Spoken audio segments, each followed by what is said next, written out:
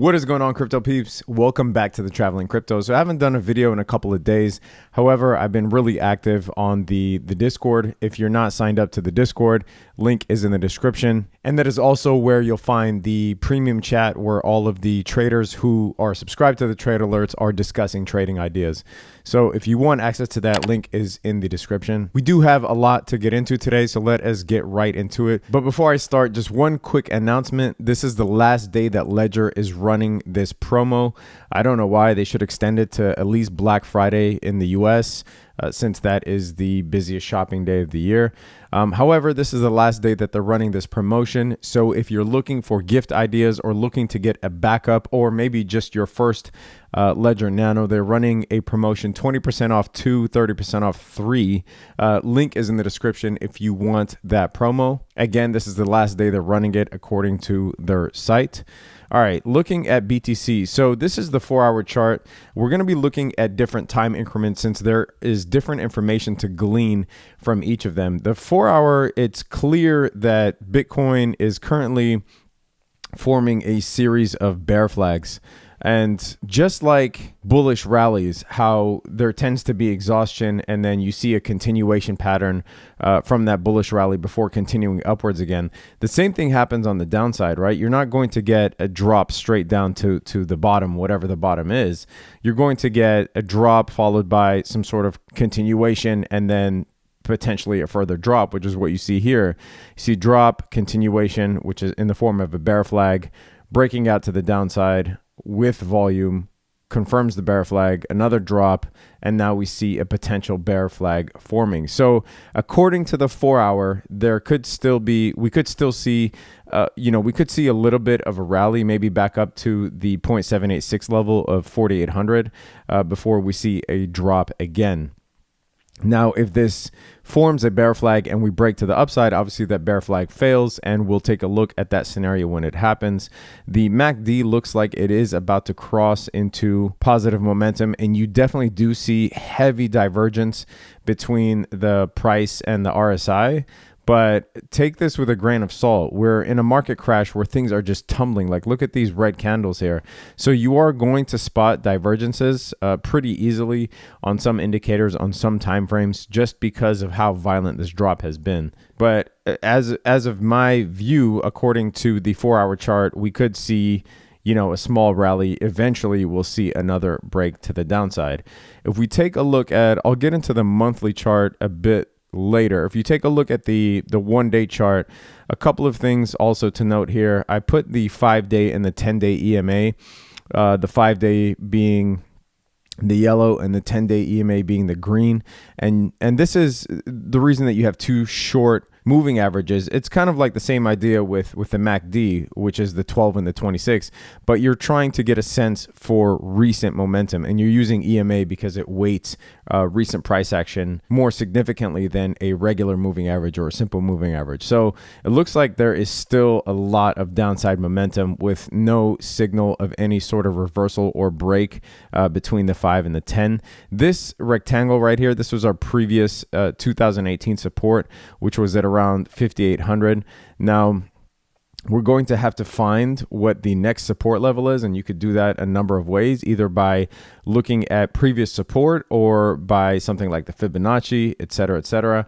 In this case, we see that there is previous support between this is between 3,500 and 4,300 is where the next support is. So you can actually draw a rectangle at around that level. Now, I remind people of this all the time. Support levels, it's not one price range or one exact price. You're not going to have a support level that's, an exact price to the dollar amount. It is a range, and it actually could be a wide range depending on how you're determining your support levels. But this is where I see the current support here. and we are bouncing. Let me, if I hide the volume, you'll be able to see it better. But we are bouncing off of that support. You see some wicks entering into that territory, but that is current support. One other important thing to note on the 1-day chart is how oversold the RSI is. I believe this is the lowest RSI on the daily chart that Bitcoin has ever seen. It's 10. We're at 10, a 10 RSI. Remember, below 30 could be considered oversold. And we are well past that, right? So historically, every time Bitcoin has hit oversold territory, we did see a rally. Now, the extent of the rally, you're never going to know, right? Like you're never going to predict accurately. You can monitor things such as the volume with the rallies to see how strong those rallies are, but nobody can tell you that, yes, we're going to have a bull rally and it's going to go all the way to 6,000 or whatever. In my view, 5,000 because of the round number bias, and because that is right around where the 5-day EMA is, right? We could see a rally if we do get a rally from this oversold level here. We could see a rally to about 5,000 before a potential drop again. And going back to the 4-hour, that is why we look at different time frames to try and confirm the same thing, which on the 4-hour, you do see the bear flags forming, which would confirm, a small rally upwards before we get another drop. Looking at the 1 week, there are some important things to glean on the 1 week as well. This yellow line right here, this is the 200-week EMA. We haven't been below that ever since the 200 EMA was formed. And we are now bouncing right off of it. As you could see, this current candle just bouncing right off of it as if it's aware of the 200-week EMA, right? We don't want to fall below this. Historically, on any asset, really, falling below the 200-week EMA is a really bad sign. I mean, we're currently obviously in a bear market. Falling below this could trigger a market recession that lasts for a pretty long time, or at least until some major sea change event occurs in the market. We all know that the backed platform, which we'll talk about in a bit, that this was scheduled for December 12th, and we were hoping for any good news really to spark a significant rally on Bitcoin and the market thereafter, the entire market thereafter. But without any sea change event, falling below the 200 EMA could just spell disaster, and we could see a pretty fast track down to about the 2,800 level. And I'll tell you how I got to that 2,800 in just a bit. You see this descending triangle on the 1 week chart. It is not a confirmed pattern until you actually do end up breaking in the expected direction, and that move is backed by volume, and we see both of those things happening here. So this is a confirmed descending triangle. We see it break to the downside, and that move is backed by above average volume on the 1 week chart. Now, here's the interesting thing. Obviously, we now have to draw a new pattern as new candles form. So it is, this is historically a descending triangle, but it looks like eventually it will form a descending wedge. And a descending wedge is bullish if we break to the upside with volume. Now, I'm not saying we're going to do that, imminently. As a matter of fact, on the 1 week, it looks like we have some room to drop. If you look at the RSI, we haven't been oversold on the RSI since January 2015. And at that time, we were around $211. That was the price of Bitcoin then, just to give you some perspective. So yes, we are due for a below 30 on the RSI because that event hasn't happened in a while. And if we do break this 200 EMA, the 200-week EMA, we will see most likely a drop in the RSI. And at that point, we can start looking for a reversal. Again, nobody can tell you the extent of a bear market or the extent of a bullish rally. Technical analysis is not about predicting exactly the price of an asset on a specific time or at a specific time. It is about reacting to the market appropriately, right? Because at the end of the day, technical analysis is supposed to help you as a trader. So all it does is kind of give you a guide in order for you to react to the market appropriately, set your stop limits, exit the market, re-entries, etc. So anybody that tries to sell you on the idea of, predicting that I predict predicted the bear market, or I predicted the right price at this time. Sure, you can get lucky a couple times. I guarantee you that nobody's going to have a 100% track record. And I actually don't give a shit about predictions. You have to have multiple scenarios in play. There's a bearish scenario and a bullish scenario, right? And you can have multiple of each of those. And it's just about setting guides so that you're reacting appropriately. Anyway, so eventually this descending triangle will form a descending wedge, or currently you can actually draw a descending wedge currently. And a descending wedge you expect to break to the upside. Obviously, we would need a break of this resistance right here before we can confirm that the pattern is bullish. We could continue to drop, and the support of the descending wedge starts to extend, right? If we break below the 200-week EMA and we get to an oversold status on the RSI. Now, here's why I say we could get to 2,800. So looking at another time frame, this is the monthly chart on Bitcoin using Bitstamp, because that is the most information that we have going all the way back to 2011. This is the monthly. So if you measure the extent of the previous bear market between 2014 and 2015, it's around 669 days. And you do that using there's a date range tool here in TradingView. I won't go over that just now. Whoops. So if you draw that out and extrapolate it to the current bear market, this would take us all the way out to October 2019. Now, I'm not saying that we're going to get the exact same bear market that we got, last time, but you do need a guide, because it will help you. You want to know what is possible based on precedents, and if it happened before, it can happen again, right? So anybody that thinks that we can pull out of the bear that the bear market can't extend any further, or we can't drop any lower, surprise, surprise, yes, we can. And that would take us all the way out to October 2019. This bear market here, based on the 1 month chart, we see almost an 80% drop in price from the swing high to the low of the bear market before we started the rally again. And in that case, that would bring us all the way down to between 2.8 and 2.9K. Obviously, we can go lower, and obviously we can, never, achieve these low price levels. But that is a target based on previous action, right? And you see here, this T line is our current uptrend. We broke that obviously with this month's shitty price action, and this white line is where the projected, if the bear market ends up playing out at least as long as the last one did, and the price drops at least as much as the last one did, this white line would be our support. And you could see that we'd still be on an uptrend long term for Bitcoin. So corrections and crashes are not uncommon in any market. And you could still, if you look at the stock market, you'll see, small blips over the length of the stock market's history, and those blips will be crashes. In the current time, it seems like the end of the world.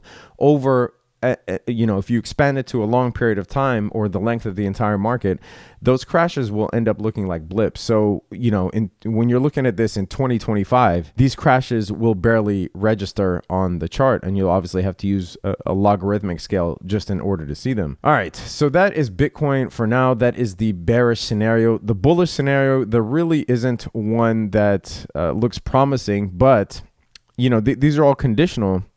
So if we can get a rally, and that rally sustains, so we're oversold on the 1 day, if we do see a positive rally because the market deems that this is the price at which it's comfortable in buying Bitcoin en masse again, then we could see a price rally move up into the previous support territory, which is now resistance.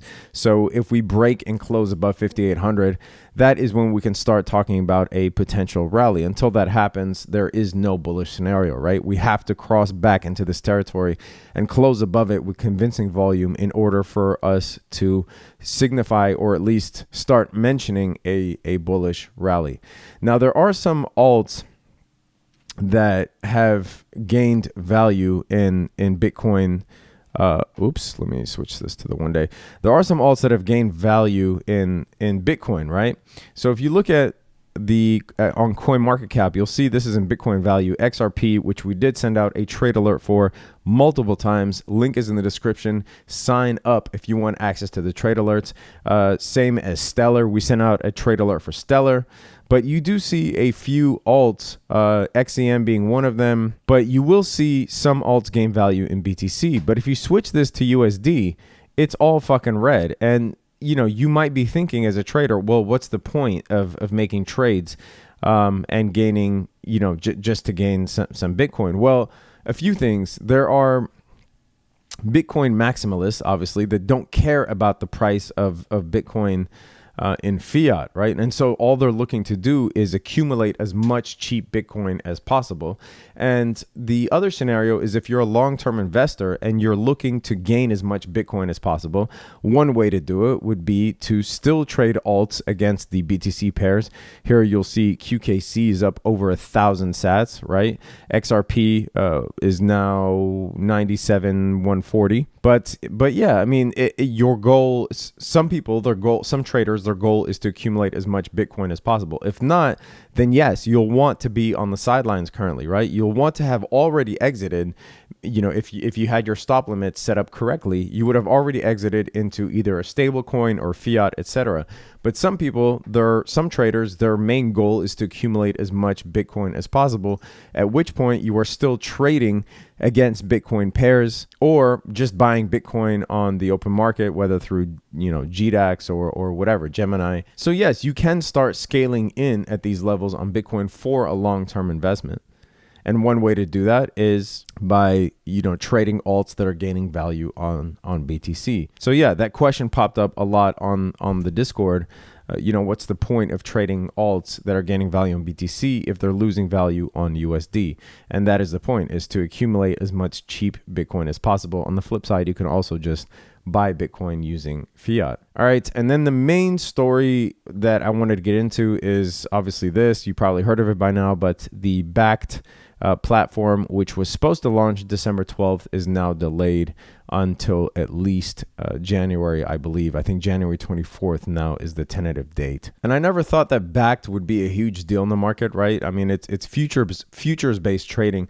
I do think that once we have a physically backed Bitcoin ETF, and I talked about this several times, and I even made a video comparing or showcasing what happened to gold once a physically backed gold ETF hit the market. So I do believe once that happens, that will be a game changer, because essentially, the people of the previous generation or traders who only trade in traditional markets will be able to buy physical Bitcoin on the stock exchange, for instance, without having to deal with what they see as complexities of the crypto market, like, trading fiat for Bitcoin and then using that Bitcoin to trade for altcoins and then transferring it to Binance and, using your Bitcoin address. And if you send it to the wrong address, you lose your Bitcoin forever, et cetera, et cetera. So it will allow them to buy Bitcoin just in the same way that they buy a share or a stock of a company, right? Because it will be publicly traded on an exchange like the New York Stock Exchange. So I think that will be definitely a game changer, as people will be able to buy Bitcoin because it is physically backed, just as easy as they're able to buy shares of Microsoft, etc. Anyway, that is it for this video today. Sign up if you want access to the trade alerts and the premium chat. Last day for the Ledger Nano sales, so make sure that you take advantage of this if you are planning on backing up your crypto in cold storage, especially now that people are buying a bunch of cheap Bitcoin that they want to store. Subscribe to the channel if you haven't already. Hit that notification bell. Leave a comment if you have a question or an agreement or a disagreement. I love chatting with you guys. For those of you that are in the US, have a happy Thanksgiving tomorrow. Stay safe out there. Peace.